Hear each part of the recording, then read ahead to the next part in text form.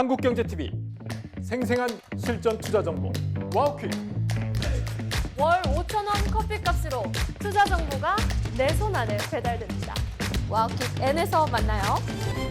네, 이번엔 미증시 전문가와 함께하는 시간 미증시 인사이트입니다. 오늘은 메리츠증권 황숙 연구원과 함께합니다. 어서 오십시오. 안녕하십니까? 네. 최장 기간 이어지고 있는 미국 연방 정부의 이 셧다운 상원에서 임시 예산안이 가결되면서 셧다운 종료가 임박했는데요. 이에 증시 반등하고 있습니다. 오늘 개장 상황 어떻게 보고 계십니까? 11월 9일에 이제 방금 말씀해 주신 것처럼 미국 연방 정부를 1월까지 임시적으로 재개하는 타협안에 대해서 상원에서 절차적 표결에 통과를 했다. 이게 이제 팩트고요. 이제 30시간의 추가 토론 이후에 상원 본회의 최종 표결, 상원에서 수정 없이 하원에서 원안을 통과시킨다라고 하면 이제 곧바로 대통령에 송부가 되는 프로세스이기 때문에 이번 주 내에 이게 판가름이 날 것이다라는 기대감이 형성이 되는 것 같습니다.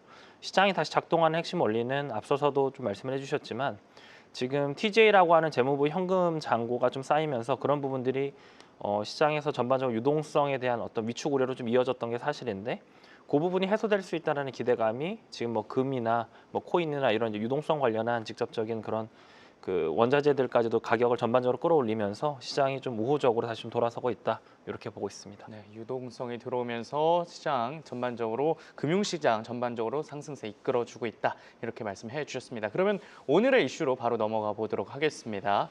애플 관련된 이슈인데요. 아이폰 17은 흥행에 성공했지만 아이폰 17 에어는 부진한 성적을 유지하고 있습니다. 그리고 또 뭐 폴더블 아이폰 전망도 그리 좋지 않은데 최근 개선된 이 애플의 매출에 좀 타격이 있을 수 있을까요?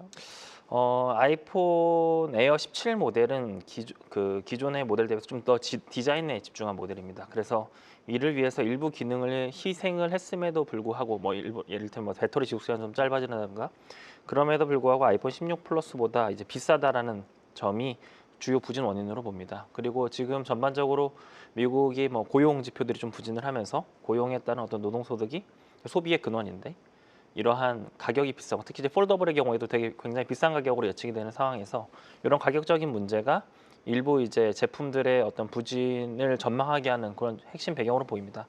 그런데 이제 그 아이폰 17 에어 판매 비중을 놓고 보면 이게 전체에서 한 10% 정도 차지한다라고 해요. 전체 아이폰 매출 중에.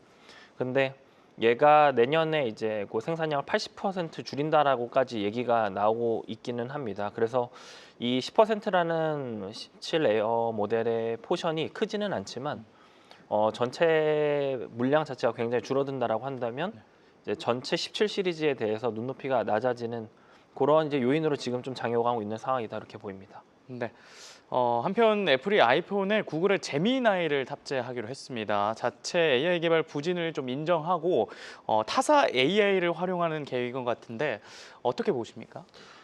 애플은 사실은 경쟁 초기부터 자체 AI 개발에 집중한다라기보다는 다른 AI들을 종합적으로 활용하는 AI 플랫폼을 좀 노렸던 게 전 사실이라고 생각을 합니다. 근데 이제 이렇게 봐야 된다라 보는데 애플 인텔리전스가 있지만 기존에도 뭐 GPT 같은 그러한 모델을 일부 연동해서 사용을 유도하기도 했었고요. 오히려 이제 타사 AI 제품의 본격적인 탑재 시점이 밀리면서 이 AI 응용 기대에 또 같이 밀렸던 게 좀 사실이라고 생각을 합니다. 이번에 제미나이의 본격적인 탑재 이후에 애플 인텔리전스의 기능 개선을 오히려 좀 기대해 볼 수 있는 거 아닌가 저는 이렇게 보고 있습니다. 네. 이렇게 해서 애플과 관련된 코멘트 남겨주셨습니다. 그럼 바로 다음 이슈 넘어가 보도록 하겠습니다. TSMC에 대해서 좀 이야기를 나눠보고자 하는데요. TSMC의 10월 매출이 공개가 됐습니다. 전년에 비해서 16.9% 급증하면서 강세 여전히 이어가고 있는데 강한 AI 칩 수요 언제까지 이어갈 거라 보십니까?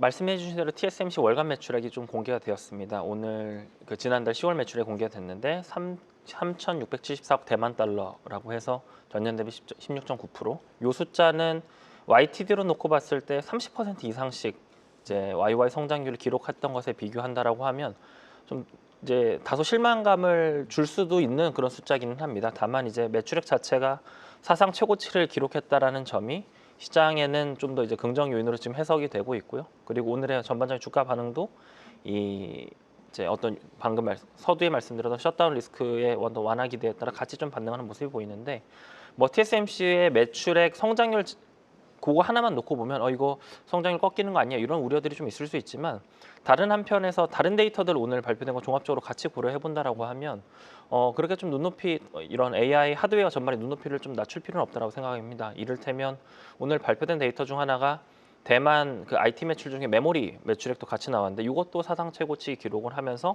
성장률 계속 우상향하고 있거든요. 그래서 뭐 TSMC의 어떤 이런 호조 이런 게 앞으로 얼마나 좀 이어질 수 있을 것이나 또 질문을 주셨는데 저희는 적어도 이제 내년 상반기까지는 이쪽 AI 하드웨어 전반의 눈높이는 최소한 좀 유지될 수 있지 않을까 이런 관점으로 시장을 보고 있습니다. 네. 그리고 오늘 반도체 종목 중에서 메모리 반도체 계열의 지금 기업들이 주가 상승세 좋은데요. 마이크론 테크놀로지스 현재 6% 넘게 상승하고 샌디스크도 오늘 주가 상승세 좋습니다. 이 메모리 반도체 기업의 이 상승세 좀 언제까지 갈 수 있을 거라 보십니까? 방금 말씀해 주셨던 그 주식들의 주가가 좋은 거는 얘네들이 이제 그 미국의 글로벌 IB들이 그 타겟 프라이스라고 하는 그 목표 주가를 좀 상향했기 때문인데 네. 뭐 이제 그 미즈호가 이제 마이크론 목표 주가를 상향했고요. 번스타인이 샌디스트 목표 주가를 기존 120달러에서 300달러까지 크게 상향을 했습니다. 그래서 이러한 높아지는 눈높이들이 지금의 어떤 그 반도체 그 데이터 스토리지 관련한 이런 주식들의 전반적인 눈높이 상향으로 이어지고 있습니다. 뭐 여기에 더해서 오늘 CT도 엔비디아 목표 주가를 210달러에서 220달러로 상향하기도 했고요. 이게 뭐 그 앞서서 대만에서 오늘 좀 좋은 실적이 발표된 이런 내용들이 같이 좀 반영이 되면서 전반적으로 이 메모리 그 AI 데이터 센터에 직접적으로 영향을 주는 GPU뿐만 아니라 거기에 이제 부수적으로 같이 들어가는 메모리 반도체들까지도 전반적으로 계속 좀 좋은 눈높이 이어질 수 있도록 해주는 그런 요인이 되고 있는 것 같습니다. 네.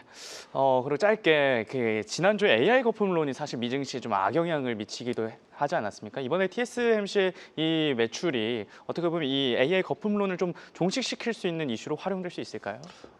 저는 TSMC 매출액도 매출액인데 뭐 요거와 같이 오늘 발표되는 이 메모리 업황에 대한 어떤 긍정적인 시각 그리고 뭐 우리나라도 이제 뭐 내일이 되면 1일부터 10일까지 오늘 아마 내일 아마 발표가 될 건데 1일부터 10일까지 이제 수출 금액 이런 것들이 발표가 되면은 다 같이 좀 종합적으로 해석이 되면서 전반적으로 좀 계속 좀 호조세가 좀 이어질 수 있을 거다라고 생각을 합니다. 여기에 의해서 다음 주에 이제 엔비디아 실적 발표라든가 9월에 있을 이제 브로드컴 실적 발표와 같은 그런 굵직굵직한 기업들 실적까지도 확인하면서 좀 이제 그런 것도 점검해서 나간다라고 본다고 하면 좀 더 긍정적인 방향으로 해석할 수 있지 않을까 이렇게 생각을 합니다. 네, 시간상 여기까지만 듣도록 하겠습니다. 지금까지 메리츠증권 황수연구원과 함께했습니다. 도움 말씀 고맙습니다.